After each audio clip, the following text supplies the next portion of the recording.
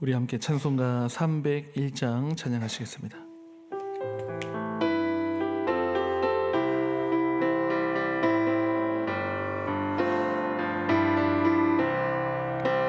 지금까지 지내온 것 주의 크신 은혜라. 한이 없는 주의 사랑 어찌 이름만 하랴. 자나깨나 주의 손이 펴주시고 모든 일을 주 안에서 형통하게 하시네. 몸도 마음도 연약하나 새 힘 받아 살았네. 무릇 뜻이 부으시는 주의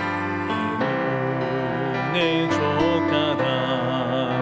사랑 없는 거리에 나 험한 산길에 헤맬 때 주의 손을 굳게 잡고 찬송하며 가리라. 주님 다시 뵈올 날이 날로 다가와. 무거운 짐 주께 맡겨 날도 멀잖네. 나를 위해 예비하신 고향 집에 돌아가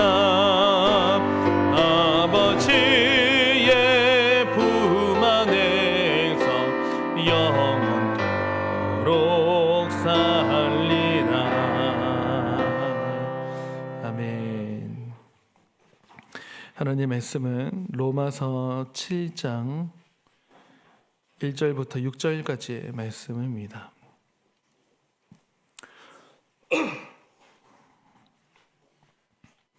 로마서 7장 1절부터 6절까지 교독하시겠습니다. 형제들아, 내가 법 아는 자들에게 말하노니 너희는 그 법이 사람이 살 동안만 그를 주관하는 줄 알지 못하느냐. 남편에 있는 여인이 그 남편 생전에는 법으로 그에게 매인 바 되나 만일 그 남편이 죽으면 남편의 법에서 벗어나느니라. 그러므로 만일 그 남편 생전에 다른 남자에게 가면 음녀라. 그러나 만일 남편이 죽으면 그 법에서 자유롭게 되나니 다른 남자에게 갈지라도 음녀가 되지 아니하느니라. 그러므로 내 형제들아, 율법에 대하여 죽임을 당하였으니 이는 다르니 곧 죽은 자 가운데서 살아나신 이에게 가서 우리가 하나님을 위하여 열매를 맺게 하려 함이라. 우리가 육신에 있을 때에는 율법으로 말미암는 죄의 정욕이 우리 지체 중에 역사하여 우리로 사망을 위하여 열매를 맺게 하였더니 이제는 우리가 얼매였던 것에 대하여 죽었으므로 것으로 섬길 것이요 율법 조문에 묵은 것으로 아니하였지니라. 아멘. 그리스도와 결혼하다라는 제목으로 말씀 전하겠습니다. 여러분, 우리의 신앙 생활이라고 하는 것에는 기쁨이 있어야 됩니다.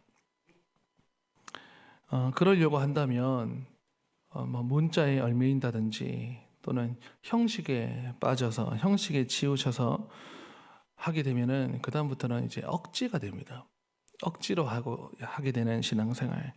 그렇게 된다면 신앙생활에 즐거움이 없습니다. 억지로 하는 것에는 즐거움이 없지요. 하나님을 섬긴다고 할 때 우리가 기쁨을 가지고 또 감사가 기본 전제고 감격해가지고 어떤 즐거움을 가지고 섬겨야지. 이게 율법에 기록됐으니까 그래서 안 하면 안 되니까. 또는 우리가 너무 집착하는 것이 이렇게 복 받으려고. 여러분, 복은 물론 만복의 근원이신 하나님을 가까이 하면 하나님께서는 선하고 좋은 게 나와요. 당연히 하나님은 하나님의 자녀에게 복을 주시죠. 그러면 우리가 붙들 것은 하나님을 붙들면 복은 오는 것입니다. 그런데 이제 우리가 복 받기에 집착을 한다. 하나님도 안 보이게 됩니다. 또는 저주를 받을까봐 내가 죽을 것 같으니까 내가 뭐 법을 지킨다, 신앙생활을 한다. 이런 거 다 형식적이에요. 형식적으로 치우쳐서 신앙생활을 하는 것이고 그렇게 하면 하나님께 아무 의미가 없습니다. 유대인들은 율법을 그렇게 지켜온 것입니다. 모세 때 시내산에서 율법을 받지 않습니까? 율법을 받고 받은 그 하나님의 계명, 이렇게 살아라 하는 계명이죠. 그 율례와 법도와 증거, 말씀, 진리, 이게 하나도 그 은혜도 모르고 그 본 의미도 모르고 그러면 하나님의 사랑도 못 느낄 것이고 그러면 감사도 없는 것이고 감격도 없는 것이고 오로지 이 글자 율법 조항이요 규칙 만드는 거예요. 규칙. 안 지키면 안 되는, 지켜야만 하는 이 두 가지죠. 지키거나 안 지키거나. 그런데다가 유대인들은 지금 갖고 있는 저 유대인들의 유전이라고 한다는 것은 장로들의 전통, 이런 전통이라든지 유전은 항상 해석을 할 때 과잉 해석을 했어요.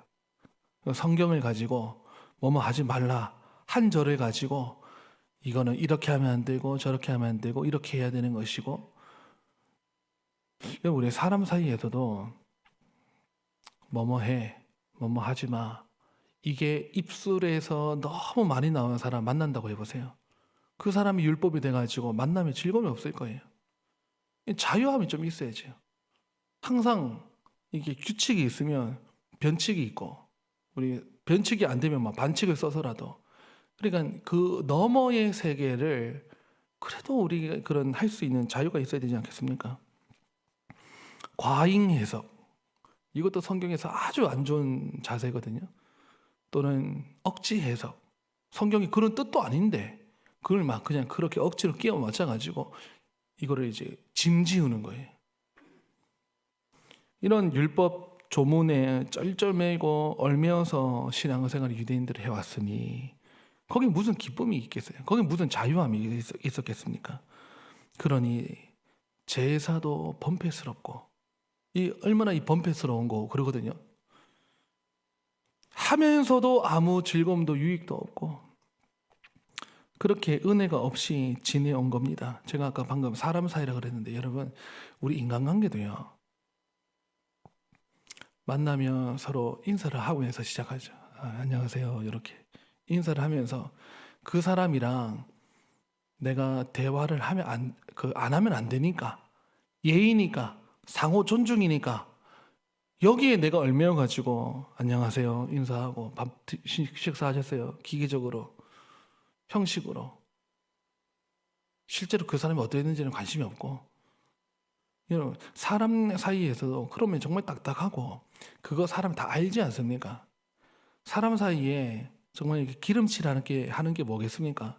내 마음에 있는 거를 전달해 주는 거죠. 그래서 사람과 사이에서도 서로 마음과 마음에 있는 것이 오갈 때 그 사람이랑 만나면 너무 좋은 거예요. 그리고 막 속에 있는 게 막 다 나와버립니다. 속에 있는 게 나오면 그 사람도 진실되게 반응해서 들어주고, 그 사람 속에 있는 것도 내가 알게 되고 내 것을 알려주고 싶게 되고, 이러할 때 여러분 그 관계가 증진되고 그 관계가 좋은 관계 아니겠습니까? 하나님 사이로도 그렇지요. 하나님과 사람 사이에서도 서로 알고 싶어하고, 하나님께서 우리를 사랑하신 만큼 그 사랑의 그 장광고 그 깊이와 넓이를 우리가 알고 싶어서 하나님 앞에 그 감사로 예배를 드리고, 그렇게 할 때는요 이게 천지차이입니다. 천지차이. 이런 것들이 아니고 그냥 신앙생활 억지로 한다, 규칙, 여러분 그래서 이런 규칙 많은 사회는 깨끗하게 정돈은 될지 몰라도요 그 안에 기쁨이 없습니다. 어떤 공동체를 가잖아요. 그 규칙이 너무 많은 이게 메소디스트라고 하는 감리교죠. 창시자 존 웨슬리가 별명이 규칙쟁이에요. 규칙쟁이. 그때는 그래도 그도 그럴 것이 지금은 이제 감리 교단이 된 거니까. 근데 그 당시 홀리 클럽이라고 하는 이 영국에서 기독교를 이제 막 부흥시켜 가는 그때 하나님을 믿는 청년이라면 적어도 이래야 되고 우리 모임은 이래야 되고 뭐 그럴 수 있겠죠. 어떤 교회에 가게 되면은 여러분 숨 막히는 전통이 막 이런 게 너무 많아요. 막내는 항상 여기 앉아야 되고 막 그런 거 있잖아요. 또 보통 뭐 교회 장로님들 모인 당회도 그럴 것이고 교역자도 그럴 것이고 아주 안 좋은 전통이 뭐냐면 뭐 회의 때 막내 전도사들은 말도 못하게 해요. 입이 있는데 왜 말을 못하게 하고. 그래서 위나 아래나 마음껏 표현을 할 수 있는 자기의 생각을 의견을 올렸을 때 담임 목사님께서 그걸 또 들으시고 이게 정말 좋은 공동체거든요. 그래서 이걸 저해하는 게 뭐냐? 규칙을 너무 많이 만들어 놓는 거예요. 뭐 여러분 재미로 들으시라고 하는 건데 어떤 교회들이 이런 게 있어요.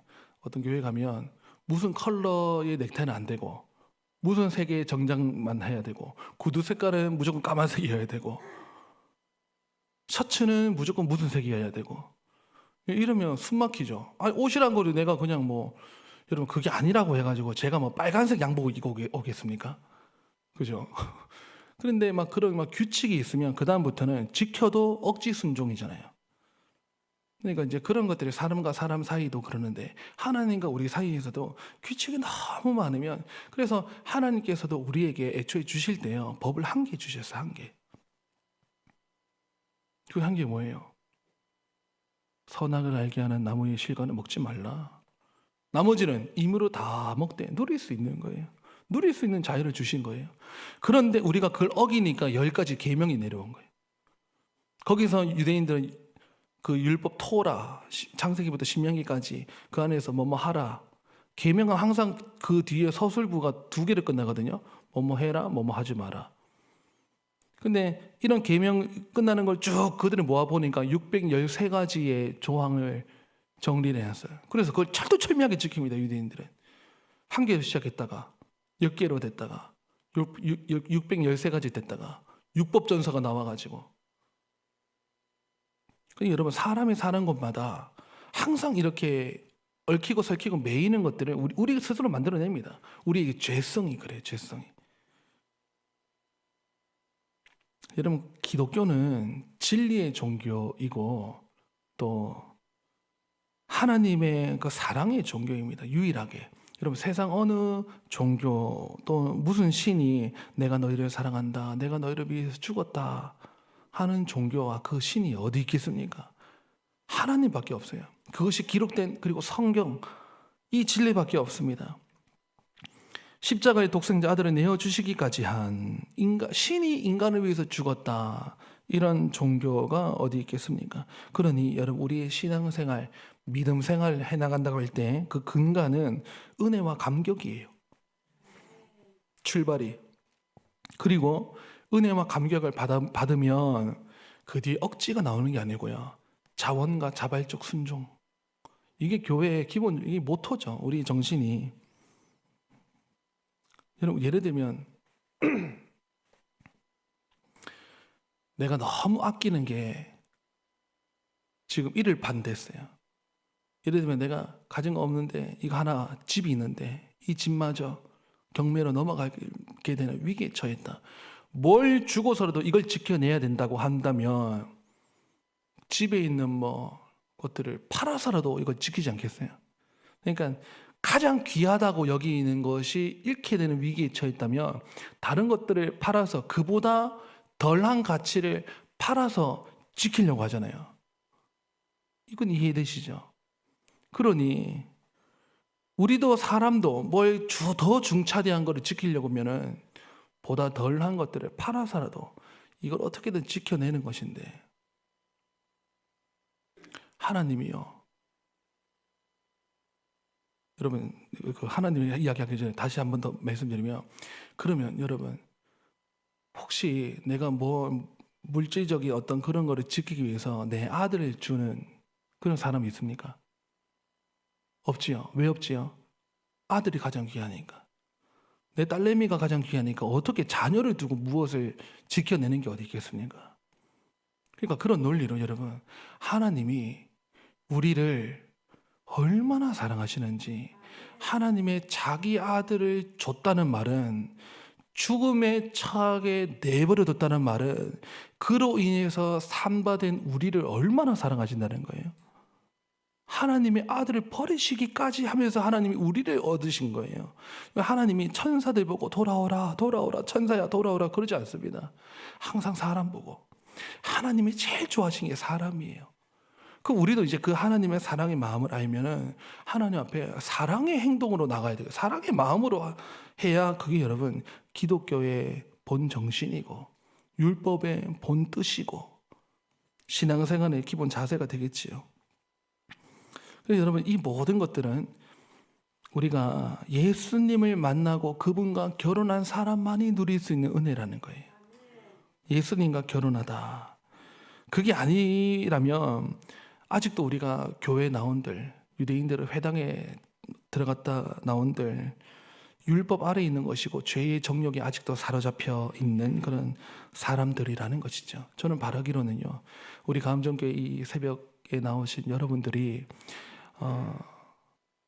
억지로, 때로는요 내 몸이 안 갈 때는 이전의 습관에 쫓아서 그런 마음으로, 훈련된 마음으로 억지로라도 나올 수도 있어야 되겠지만, 우리 기본 정신은 우리가 기도 생활하고 신앙 생활하고 하나님께 예물을 드리는 헌금도요, 아까워 죽겠는데 안 하면 벌 받을 것 같으니까, 내가 직분에 안 올릴 것 같으니까 이렇게 하면 이거 아무 의미가 없는 거예요. 저는 그렇게 본다면 세상에서 가장 불쌍한 사람은 목사요, 장로요, 권사요, 직분자 같아요. 성도 같아요. 억지로 신앙생활 보여야 하니까. 그게 아니고 하나님 앞에 예물을 드려도 하나님께 감사해가지고, 이게 하나님께서 내게 먹을 것, 마실 것, 입을 것, 타고 있는 것 이거 다 주셨는데 하나님 10의 9를 나 쓰게 하고 10의 1을 하나님께 돌려드립니다 하는 표현으로 11조가 아깝지가 않아요. 감사, 이거 다 내 것이 아닌데 하는 마음이라면, 내가 어떤 존재인지를 안다면 하나님께 기꺼이 드릴 수 있는 거죠. 지금 바울은 하나님과 이런 우리 사이, 또 하나님이 아니고 예수 그리스도의 은혜를 받지 않고 있었다면 그 율법 아래에서 우리 관계, 이런 모습을 혼인 관계를 통해 하나의 비유로 알려주는데, 가령 여러분, 한 여자가 결혼을 해서 남편과 부부가 됐습니다. 부부가 되면 부부로서 서로, 남편은 남편된 위치로, 아내는 아내로서의 위치에서 서로 정절을 다하고 지켜야 될 의무가 있죠. 그때 다른 남자 만나거나 다른 여자 만나면 그건 불법이, 합법이 아니에요. 그러다가 언제 그 부부의 구속력이 풀리느냐, 한쪽이 죽거나 둘 다 죽거나. 사람이요, 언제나 법은 사람이 살도 육신을 입고 있는 동안에만 효력이 있는 것, 이거 상식적인 것이지요. 그 남편이 만약에 죽었다 하면 내가 이제 이 여자가 남편이 죽었으니 이제는 다른 남자에게 시집을 가도 우린 그걸 재혼이라 그러죠. 우리 사회에서도 그걸 재혼을 하지 않습니까? 할 수 있는 거죠. 그때는 음녀라고 할 수가 없는 것입니다. 어떤 더 이상 그 여자를 허물지 못하는 것입니다. 모든 법이란 게 그렇습니다. 사람이 죽으면 그 후에는 적용이 안 되는 것입니다. 그런 상식.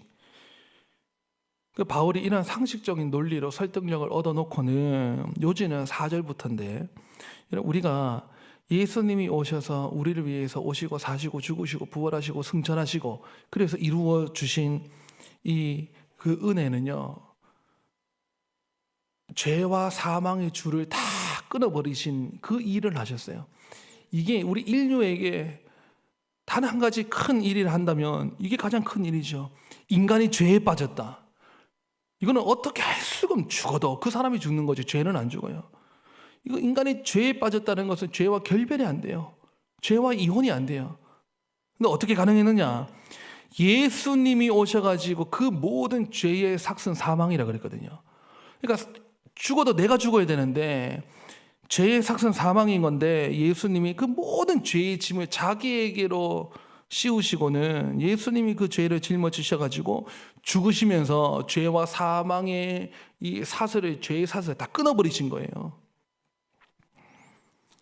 그래서 이전 남편은 율법인 것이고 죄의 정욕인 것이고, 이전에 나는 죽었고 내가 이제 다른 남편에게로 시집을 갔는데 그 남편은 너무 완벽한 남자라고 하긴 그렇고 남편에게 간 거예요. 그게 예수 그리스도에게로 간 거예요. 그러면 내가 새 남편에게로, 그래서 정말 내가 사랑하는 남자를 이제서야 만나는데 이전에 있었던 남자와의 막 기념을 아직도 지키고 그러면 그게 되겠습니까? 말도 되지도 않는 거죠. 그래서 이제 우리가 여러분 예수님 안에 들어가게 되면은, 예수님을 만나게 되면은 참된 자유가 그 속에 어마어마하게 있는 거예요.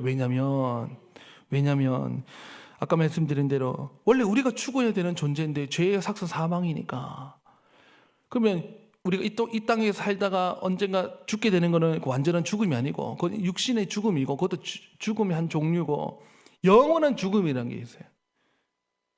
이게 제일 무서운 거예요. 영원한 죽음에. 왜냐하면 육신의 죽음은 성도도 나중에 당할 거예요. 그러나 두렵지 않은 것은 영원한 죽음을 피한 것이기 때문에, 이 영원한 죽음이라고 하는 것이 있는데 예수님께서 이거를 다 씻어내시고 우리에게 정죄가 없게 하신 거예요. 정죄. 이런 마귀가 뜻이, 사단이라고 하는 뜻이 참소하는 자, 더러운 사단 마귀의 이름이 참소하는 자, 저거 잘못했는데 죄를 지적하는 거예요. 다시 말하면 하나님 앞에서 자기가 죽어가면서까지 이 사람은 저거 잘못했는데 죄를 막 드러내고 하는 것인데, 이게 정죄죠. 저 사람 저거 잘못했는데 이 죄도 범했는데 이것도 범했는데요.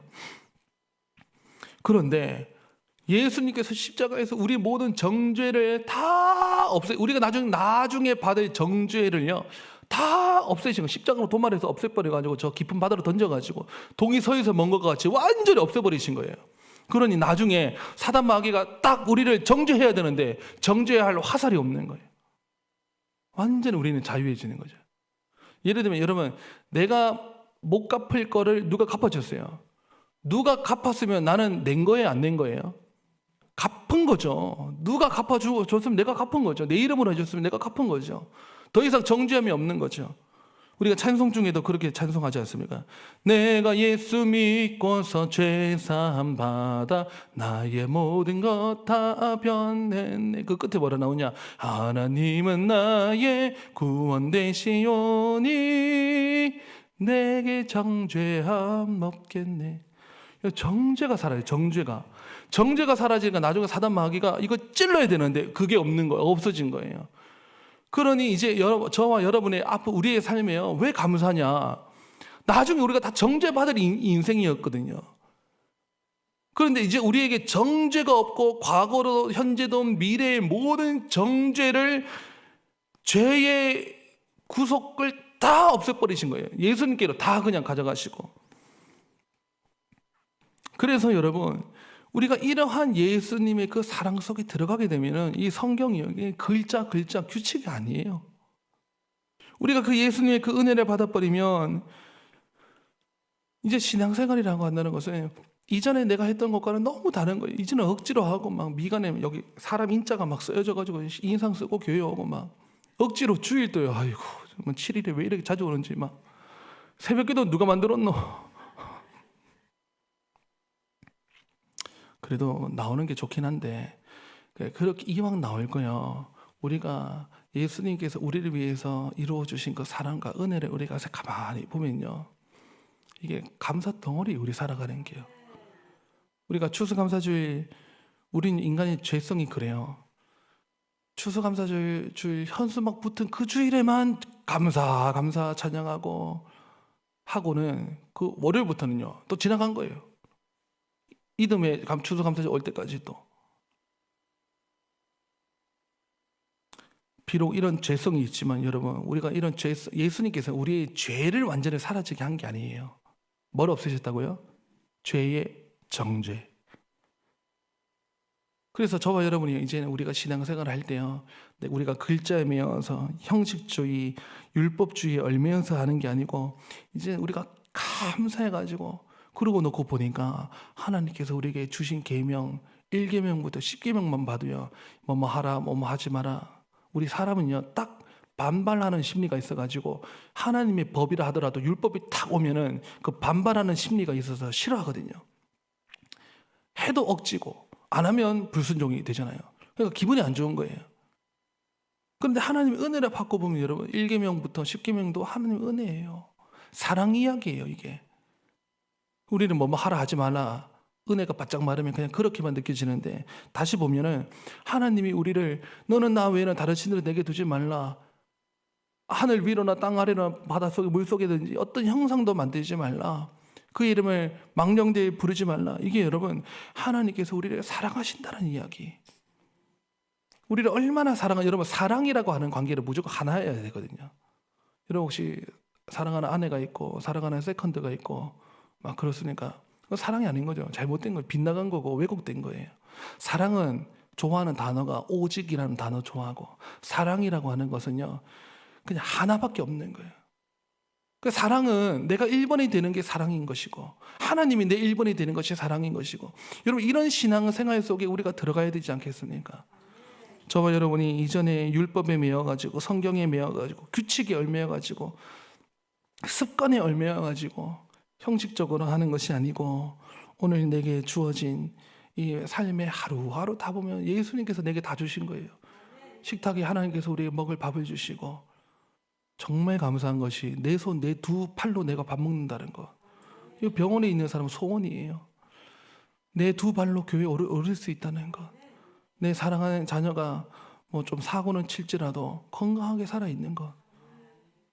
어떤 목사님이 남편을 잃고 나니까 등 긁어주는 남편도 나중에 없다 보니까 너무 외로움에 사무쳐가지고 사고 칠지언정 안방에 누워있을지언정 있는 남편은 얼마나 그리운지, 있다고 하는 사람들이 부러운지 그런 이야기를 하더라고요. 오늘 하루 형식주의라든지 억지로 또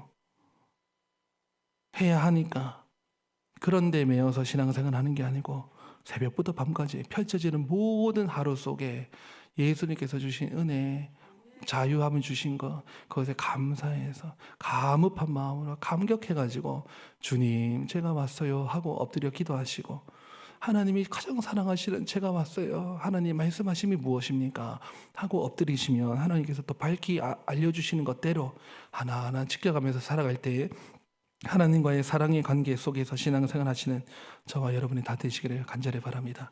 기도하시겠습니다. 아버지 하나님, 지금까지 지내온 것 주의 크신 은혜입니다.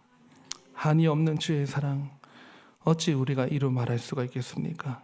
나를 위해 예비하신 고향집에 돌아가 아버지의 품 안에서 영원토록 살게 되는 천국의 은혜까지 내려주신 것 감사합니다. 이 새벽에 하나님, 우리가 억지로 나오지 아니하고 하나님 말씀 듣고자 왔고 하나님의 찬송에도 하나님 뜨거운 마음으로 부르기를 원하는 마음으로 왔습니다. 우리에게 예수 그리스도 안에서의 참된 자유와 기쁨과 감사를 허락하여 주시옵소서. 잃어버린 자 있다면 회복시켜 주시고, 느끼지 못한 자들이 있다면 하나님께서 뜨거운 눈물 가운데 깨달을 수 있도록 도와주시옵소서. 하나님의 사랑에 감격해서 내가 장로로, 권사로, 집사로, 성도로, 목사로 하나님 앞에 영원토록 서게 되기를 원합니다. 주여, 모인 자들에게 은혜 내려 주시옵소서. 하나님, 교회 앞에 크고 작은 결정해야 될 일들과 여러 중차대한 일들이 있는데 하나님, 이것 하나도 우리 교회에 위기가 되지 아니하게 하시고 이 모든 것도 하나님께서 선하게 풀어주실 줄 믿으니 겸손으로 허리를 동이고 사랑으로 역사하실 하나님의 역사만 보기를 원하오니 주여, 우리 감정교회를 통하여서 여러 가지 일들을 원만하게 해결하여 주시옵소서. 하나님, 오늘 금요일에 또 저녁에는 금요 기도회가 있습니다. 오전에는 또 성경 공부반 요나를 통해 나를 들여다보다 반이 있습니다. CT 요양병원 예배 봉사가 있습니다. 새소식반 슈퍼 퀴즈가 있습니다.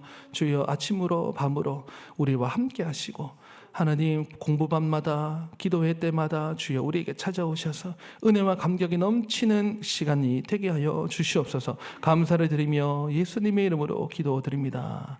아멘. 하나님 앞에 자유롭게 기도하시겠습니다.